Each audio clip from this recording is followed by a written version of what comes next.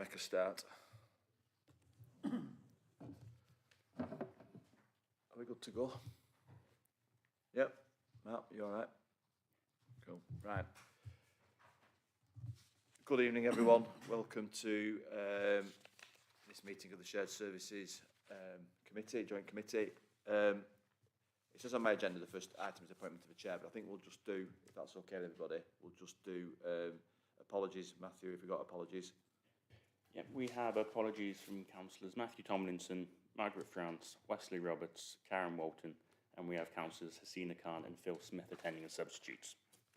Better quality, I'll say that now. Just as a comment, we've got some new councillors on the committee, so I think we'll just go around the table and just introduce ourselves. Obviously, I'm Alistair Bradley, leader of Chorley Council. Go on, Phil.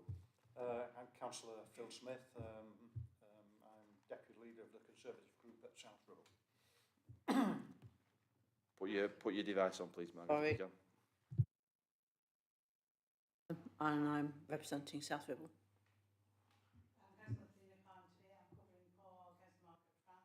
I lead on equalities for Chorley Council, and I also am deputy for Alice's portfolio. Hi, I'm Leslie Rose. I'm the beginner here, so I'm learning. I was here last night as well, and I found that interesting, so hopefully it'll carry on. Thank you. My name is Jackie Orty, I'm Cabinet Member for South Ribble. Michelle, can you introduce yourself, please? Yeah, apologies that I'm online tonight. Michelle Brown from Chorley Council. Stuff, right. So the first item of business is the appointment of chair and vice chair. So we need to appoint a chair, first of all. It's either me or you, Alistair, so I propose you. We rotate this, Leslie, we rotate the chairing of it. So if Phil could have staged a coup if he wanted to, but it would have gone down very badly and might have damaged shared services irreparably, Phil. So you're proposing myself, are you?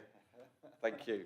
Now the difficult bit. Does anybody want to second Phil's proposal? No, I was actually proposing you. Fine.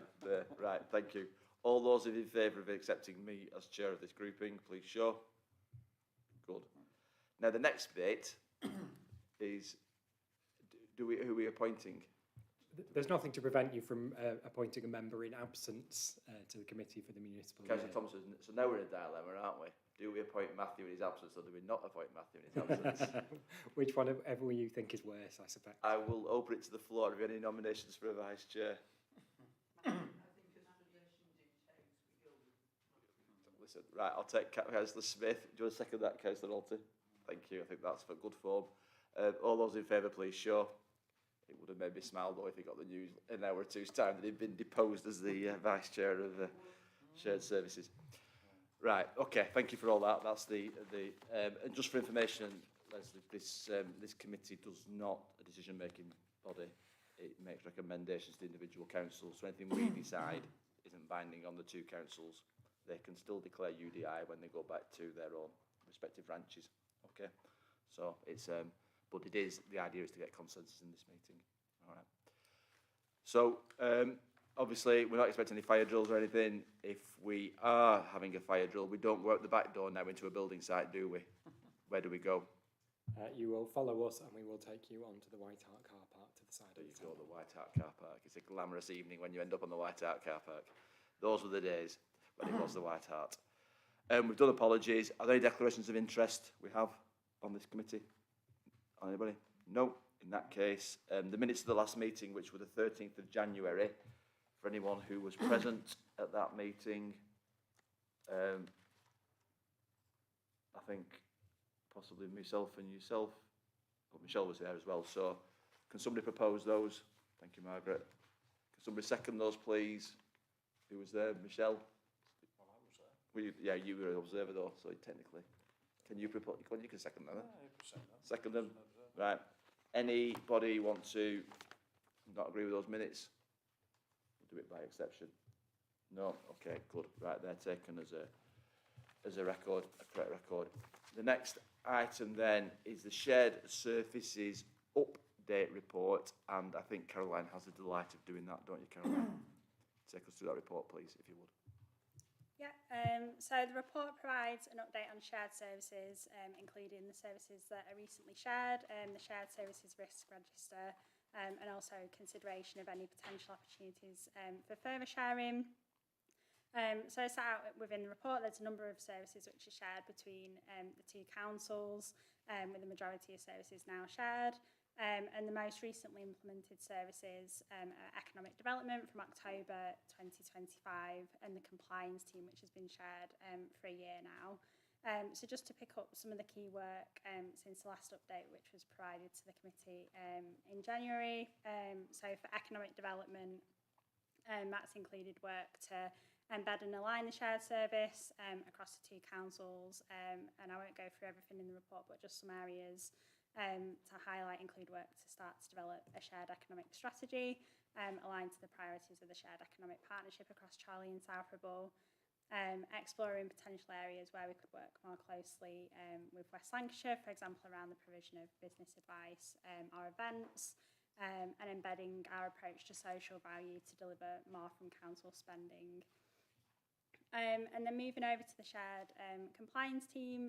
So the shared compliance and building control teams sit within the planning and enforcement service for each council, with building control line managed by the Charlie Head of Planning and Enforcement and compliance by South Ribble. So since the last update to the Joint Committee, we've had 2 apprentice building control surveyors who've been successfully appointed for an internal recruitment process. So from sort of people who sort of already worked within the council have been appointed to those roles as part of our Grow Our Own approach. And that's particularly important in building control due to the national recruitment challenges in this area. So that's really positive news that we've managed to recruit to those roles.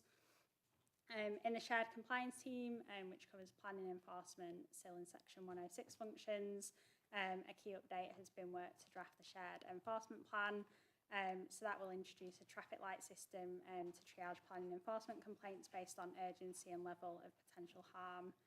And looking forwards for the service, key next steps will be the implementation of the building safety levy from October this year, which is a tax on new residential developments designed to raise income for building safety defects.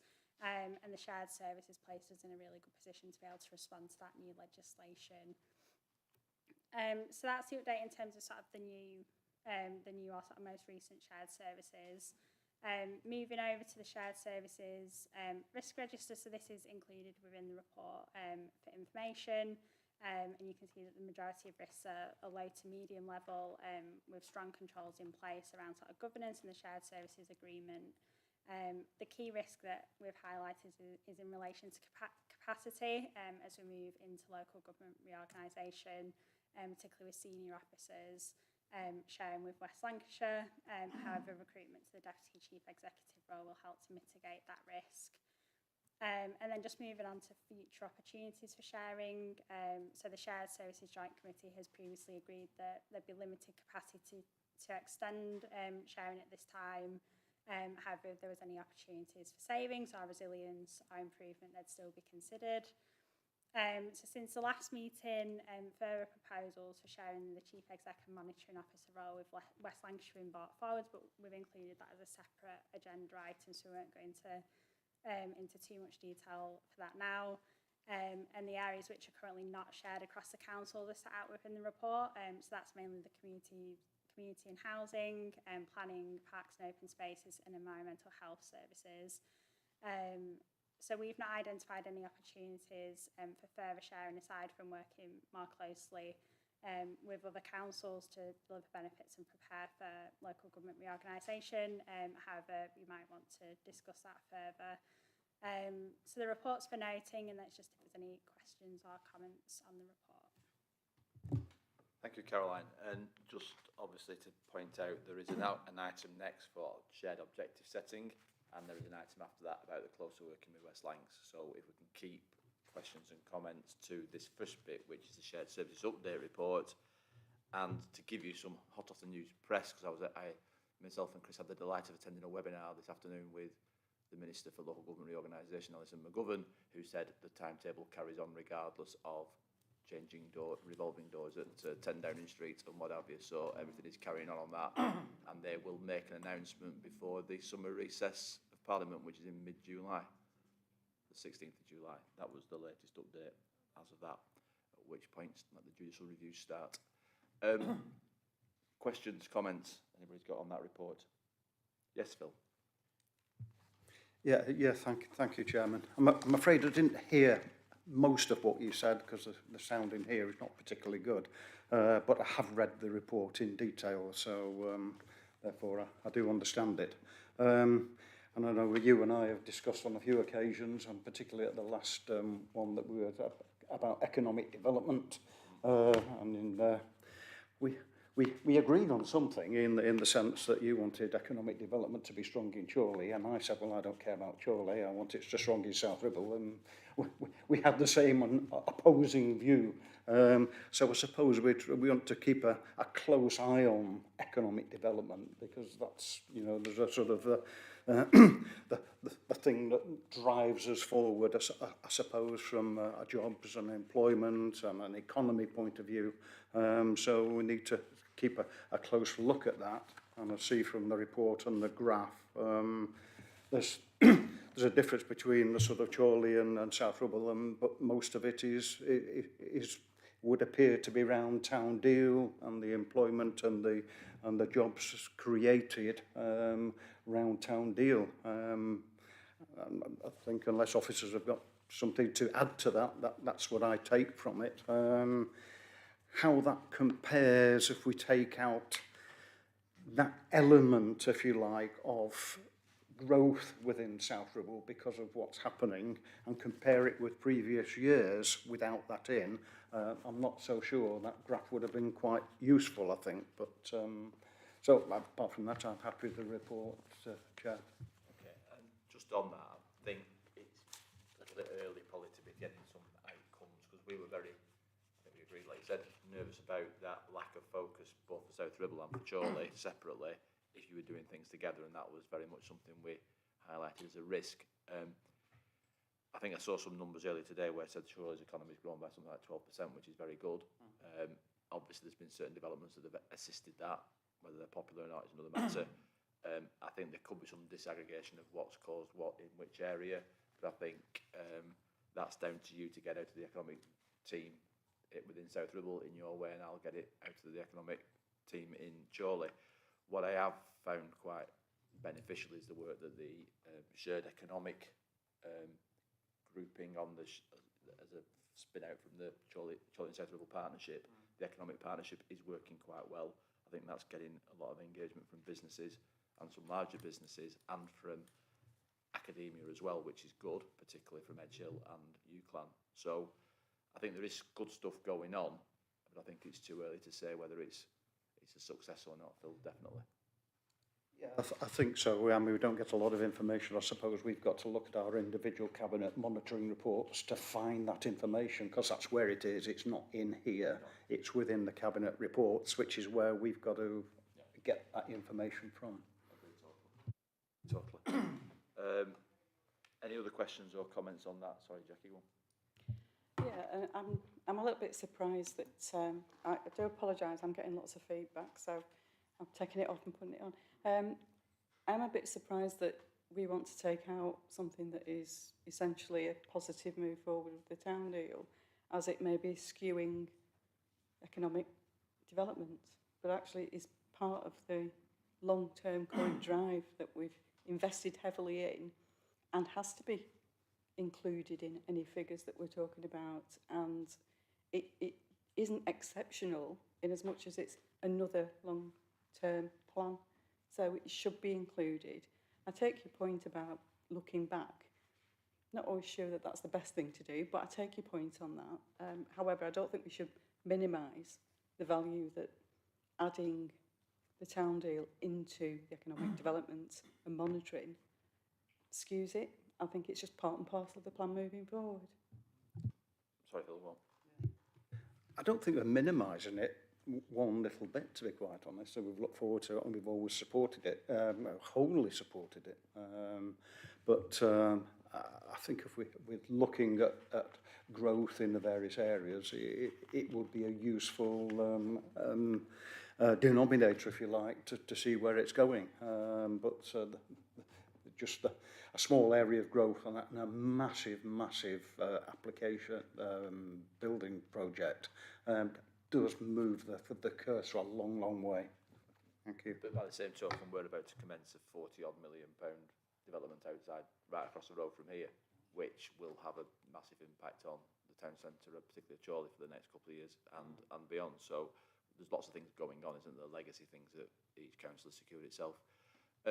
One comment I would make is that, again, which we will pick up under the West Lancs report probably later, is the fact that there is an appetite from West Lancs to do commercial development work with us jointly as well, which will build even more weight into that, and they will bring some of their own funding to that as well, which gives us more bang for our buck. So again, that's another dynamic, because ultimately, if LGR goes the route that we're going down, we will have to work together and think more strategically with them. And they are very keen, I think, Chris, it's fair to say, to do some of that economic development work, possibly because they're finding it difficult to do it on their own, and they're up against a reinvigorated Liverpool City region, because they're outside of that city region, but they feed off it. So I think we need to keep working with all partners. I mean, just like I said before, come back from the CCA meeting, there is a certain amount of stuff going through the CCA that, particularly like Runshire College, are being affected by on the report we've seen today, because that's about their funding. And what they were showing was, particularly in Chorley, there's a massive spike in the number of 16 to 18-year-olds at the moment, something like 12%, it's up, something ridiculous. South Ribble, I was surprised, was only down at 5%, but Preston was also towards 10 to 11%. So some areas of Lancashire are growing that student population, the 16 to 18, or the FE colleges age group, quite slowly, but central Lancashire is growing very fast. And obviously Runshire, to a lesser extent Newman, for us, is very influential in that. And therefore the paper we're discussing today was all about funding, and that's important in terms of economic development, because we want to get that population busy and working, because that's where a lot of the drivers of the economy will come from. Okay, any other comments or questions? Yes, Margaret. It's just a comment.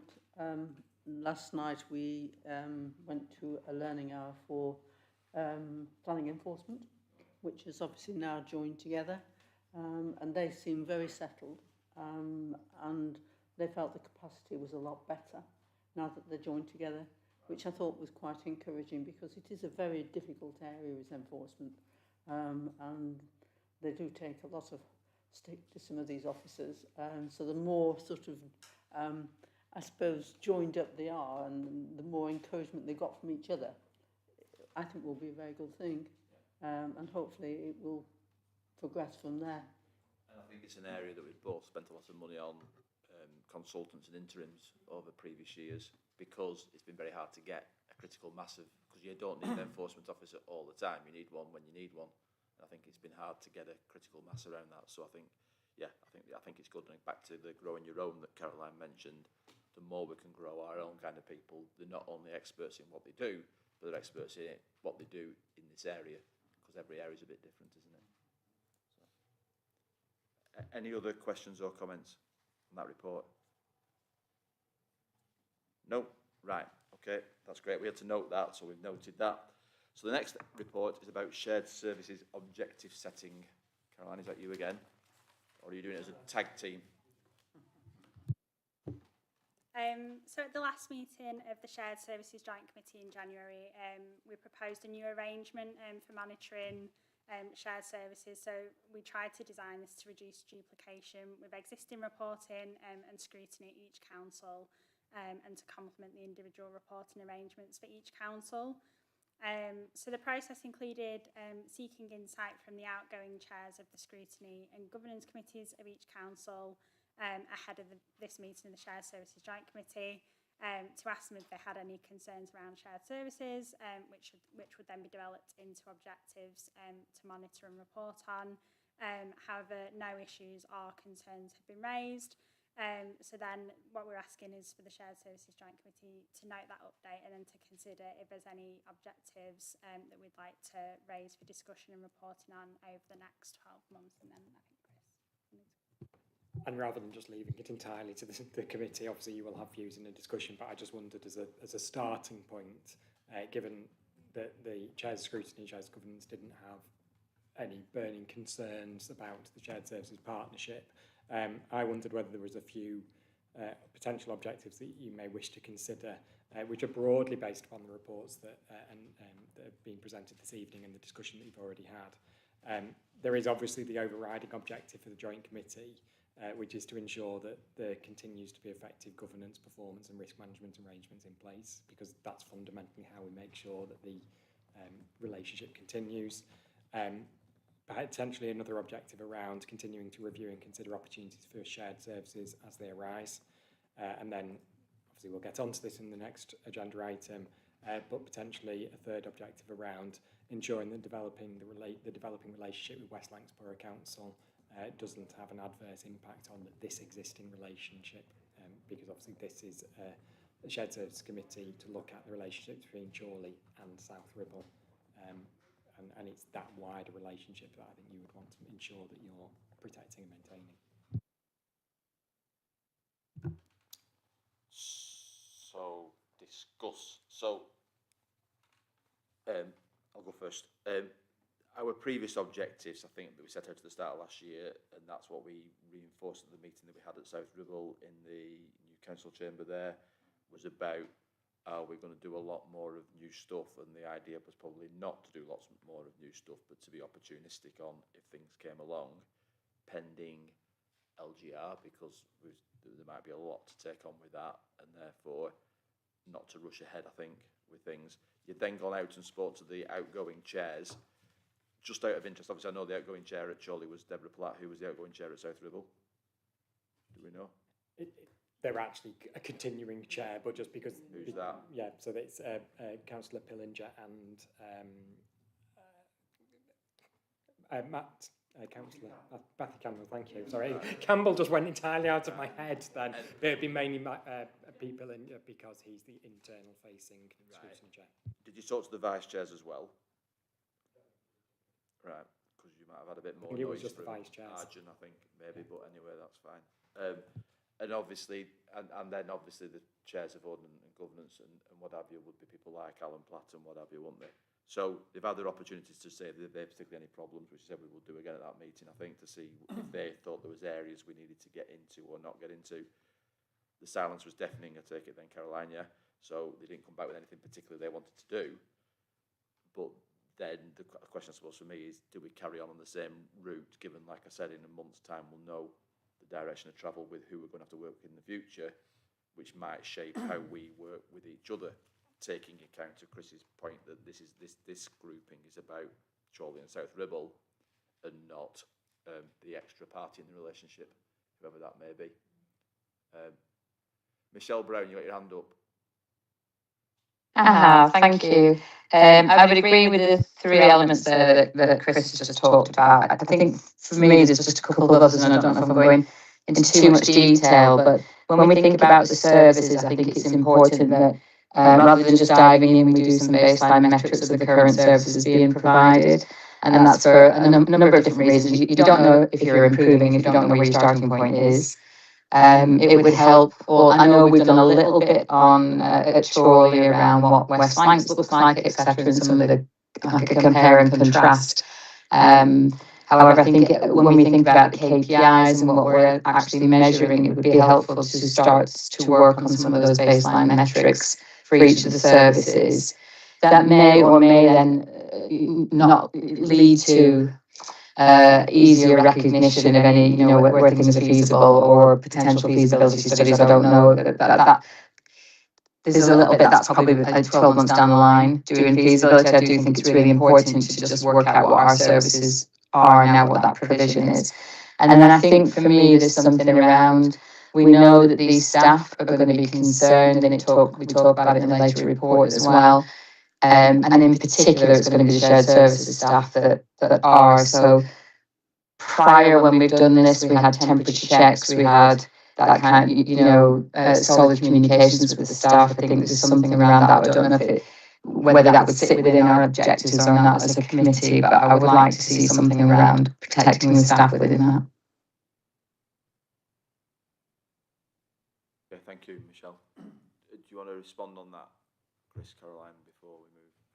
I think the kind of two key points that Councillor Brown makes, I think, are perfectly reasonable. One is that as we look at new potential. I think it's been discussed lots of times at this committee before. When we're looking at new potential opportunities, we need to understand the relative performance levels of the different elements before they become shared, which goes back to Councillor Phil Smith's earlier points about understanding, have we gone from here to here, or is there something different going on? And then absolutely, as we go through the next 2 years, I think all staff will be impacted by the prospect of change. And so I think it's not unreasonable that as part of the performance, you may well want to look again at what's the morale and staff engagement levels in shared services. Okay, thank you. Any other comments around objectives? Phil? I mean, there's a lot happened in shared services over a longer period and even indeed a shorter period with some successes and some not quite as successful as pointed out at that last meeting that we had. But again, we agree to agree on most occasions. But it seems to me, I mean, local government reorganisation is going to impact hugely on shared services, as in fact shared services will disappear and we won't have a shared service. To try and sort of grow it, if you like, in other areas seems a bit of a pointless exercise and probably a waste of staff time and energy when it could be looking at other things and refining other areas of the shared service itself. And as soon as we know what is really going to happen with LGR, whether we like it or whether we don't like it, some do, some don't, it will become a lot clearer of a way forward, a lot clearer, and particularly when we know what the boundaries are going to be or what is going to be forced upon us or enforced upon us. I don't know. But I think with regard to the work that has been completed in shared services over the almost 20 years now,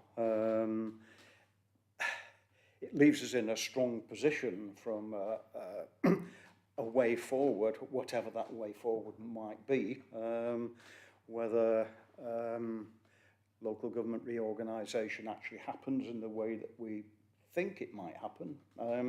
It might not. We still don't know. There's lots of things happening in government at the moment, and I think there's always been a question of whether it's going to be too quick.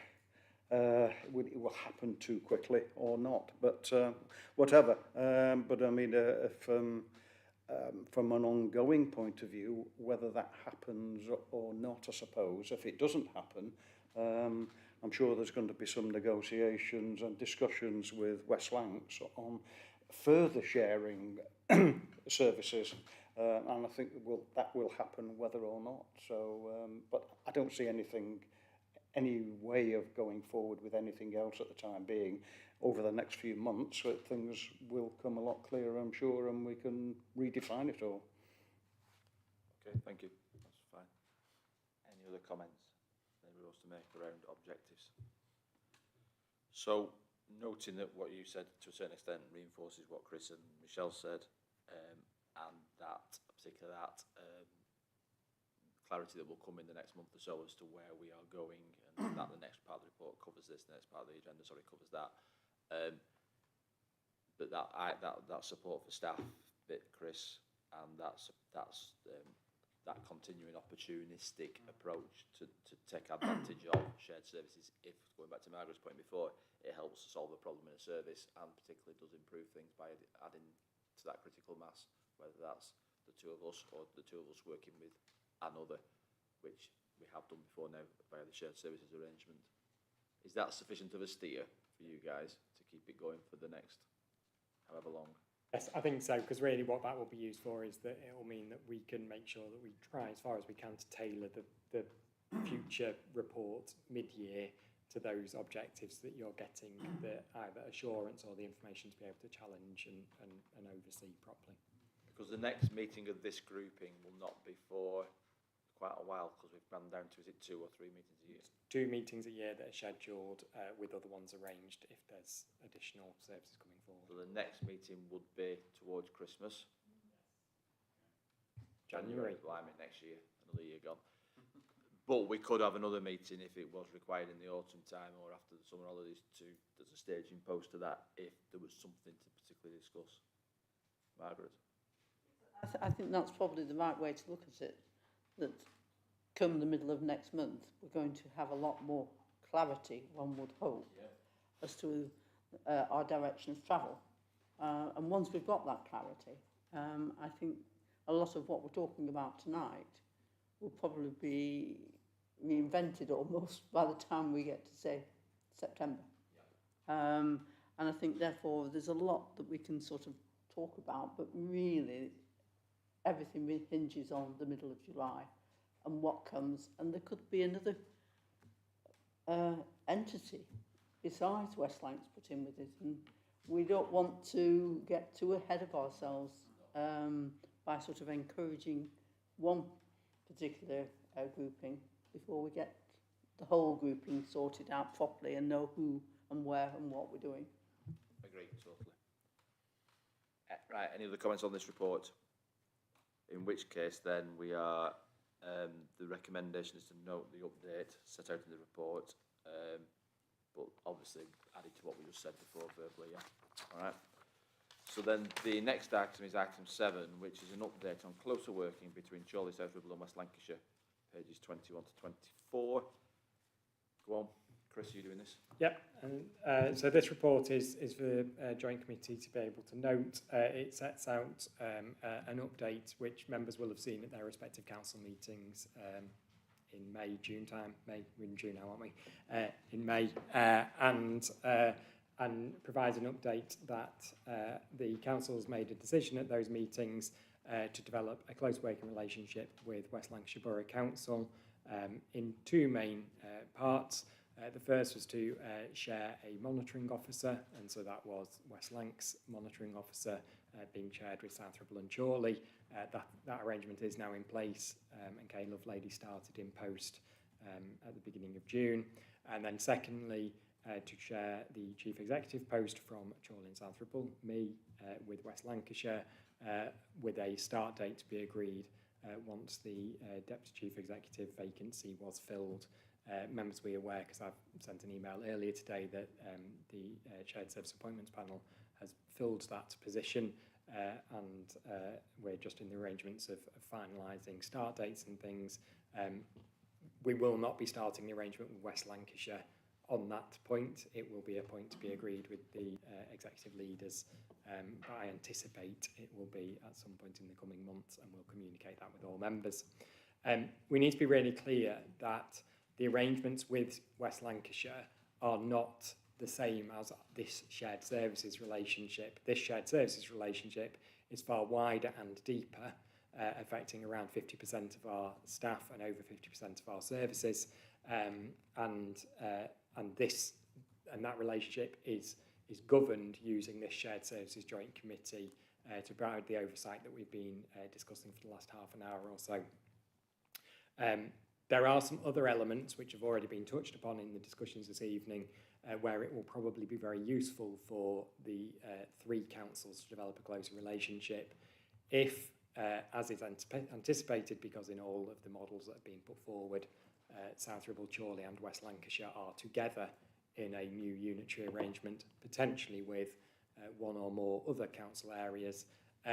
It makes sense for us to start to understand how does each council operate, to start to build the relationships between officers and staff, and to also see if there are any opportunities in advance of local government reorganisation where it makes sense for the existing councils and potentially for the future council for those relationships to be closer. That might be around systems, it might be around some elements of shared services. There are no proposals at the moment, and I think it will be very much only if it is beneficial to the existing councils.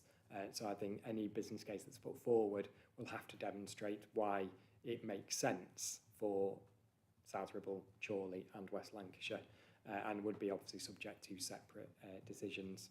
So that's broadly the update. We do anticipate that we probably will do some more informal building of relationships, certainly on a staffing side, which will be as basic probably as giving opportunities for officers to be introduced to each other, meet counterparts and opposite numbers at the council that they don't currently work for.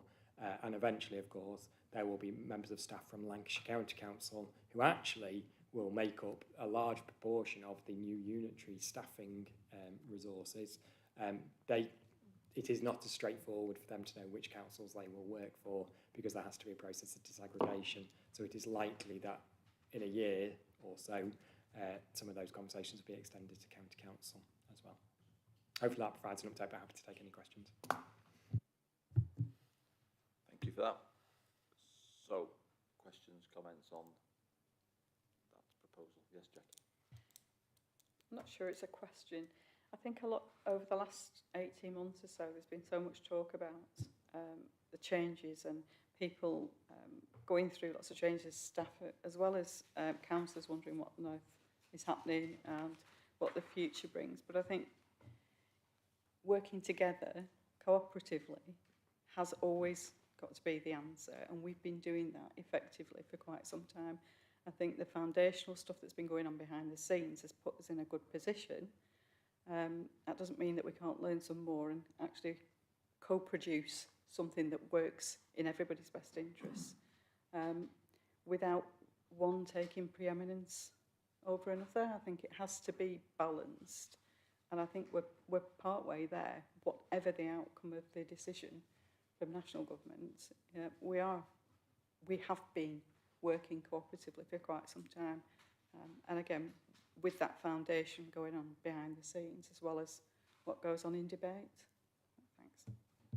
Yeah, I think that's demonstrable within the wider county discussions that we're having still.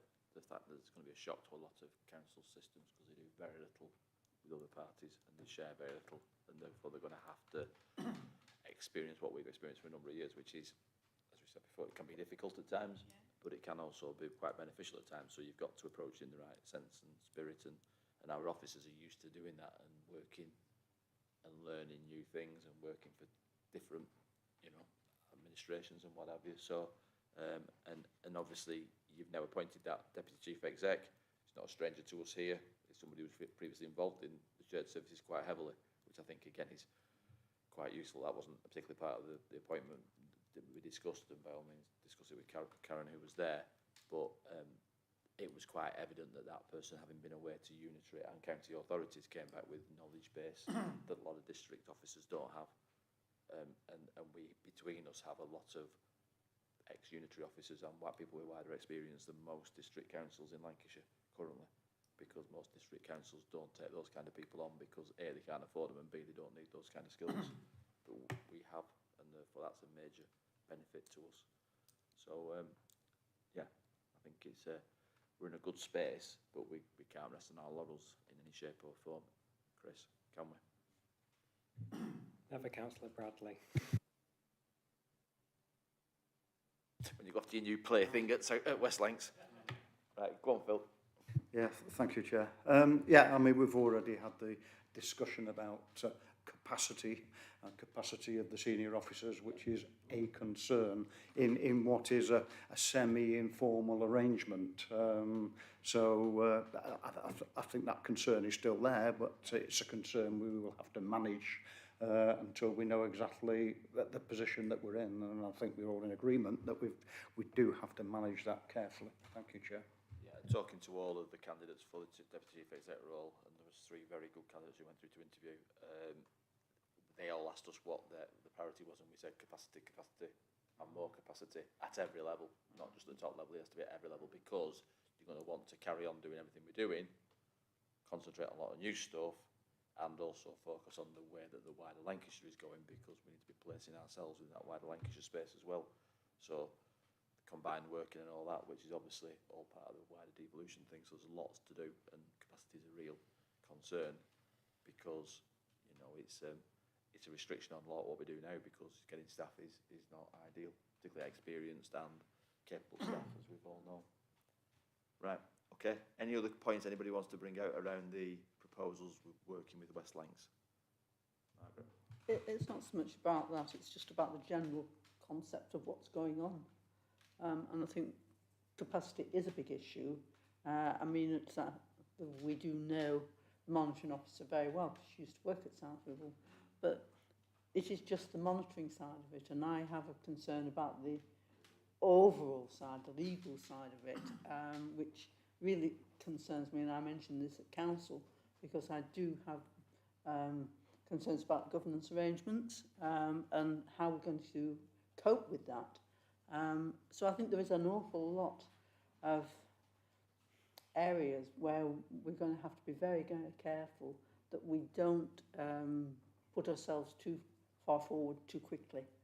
And therefore, while it is good to get to know people at West Lancs, I suppose what we need to know is their ethos more than anything else, because we don't know it. And I think that's the other problem. And until the middle of July comes, we don't know what the other possible bit is going to be of the jigsaw. And there is obviously recently a change in political control as well in the West Lancs. And, you know, although, interestingly, David Whittington used to be a councillor here in Chorley a long, long time ago in Northwest, just around here, actually. So, you know, so there are, but again, but their partners in that administration have their own agenda as well. So there's lots of different balls in play, but that's why we need to start these conversations, because every day we're not having those conversations and understanding the setup and what their aspirations and their ambitions are and all that, because the more we share that, the better. So we'll see where it goes. It is indeed, yeah. When you're doing the jigsaw and there's no picture to follow. Although, what was it they said on the call today? We heard T3. Somebody asked, what's T3? It's tranche 3. So they'd had a call earlier with the tranche 2 people who are slightly in the next class up, really. They're the ones we're following, because they said some of the questions they're asking will inform what we tell you lot, because we were in the tranche 3 grouping, weren't we? But they seemed determined to carry on, and the minister's exact words were, we know some of you don't want this and are going to oppose it, but that's what I expect to see. So there was no consideration given for people. She said it out loud, you know, I know some of you on this call don't want this to happen, but it's happening, and it was very blunt. Very blunt. We've been very clear about our position. Yeah, exactly. But nevertheless, and she recognised that. She recognised that fully. She didn't dance around it. So I thought that was one of the most interesting comments. Actually, the rest of it was all waffle. Can I say that? I'm not on telly, am I? You are on telly. Okay. Any other comments on that report? No. No. Okay. We are asked to, obviously, to note the report, and that is basically the agenda. There's no urgent business. Anybody else got any urgent business we're aware of? No? apart from what we've already discussed. Yeah, well, yeah. So the next meeting is in January, but we have the option to put another meeting if we need to, and particularly if there is something that comes from the LGR discussions and about closer working with others, etc. So by all means, any party within the organisations can propose that we need a meeting of this grouping, and as chair, I would actively consider that. So thank you very much for your attendance. Enjoy your warm trip home, and let's hope the football goes the right way tonight.